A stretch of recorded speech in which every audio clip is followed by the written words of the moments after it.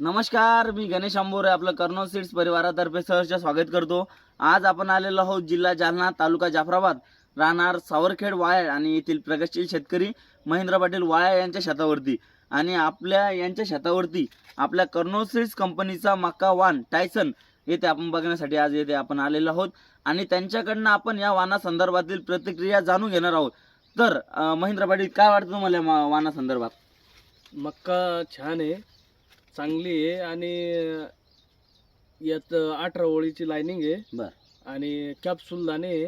बर रंग पण चांगला आहे. लष्करी आळी खूप कमी पडली याच्यावरती यंदा हो. आणि कमी पाण्यात येते. हा, त्यांचं असं मत आहे की याचा एकदम आकर्षक नारंगी कलरचा दाना आहे। लष्करी अळीचा प्रादुर्भाव इतर वाणाच्या तुलनेत खूप कमी आहे, याला पाणी सुद्धा कमी लागतं आणि दाना सुद्धा कॅप्सूल आहे असं त्यांचं मत आहे। तर आता येणाऱ्या हंगामात तुम्ही हा मक्का लागवड करणार आहात का? हो, कंटिन्यू लागवड करणार. बर, आणि तुम्ही इतर आता शेतकरी वर्ग आहे किंवा तुमचे मित्रमंडळ आहे, तर त्यांना काय सांगू शकाल या वाणा संदर्भात? टायसन कंपनीची मक्का लागवड करायला हा. पाहिजे. कर्नल सीड्स कंपनीचा मक्का टायसन लागवड करायला पाहिजे आणि भरघोस असं उत्पन्न घ्यायला पाहिजे। धन्यवाद शेतकरी मित्रांनो।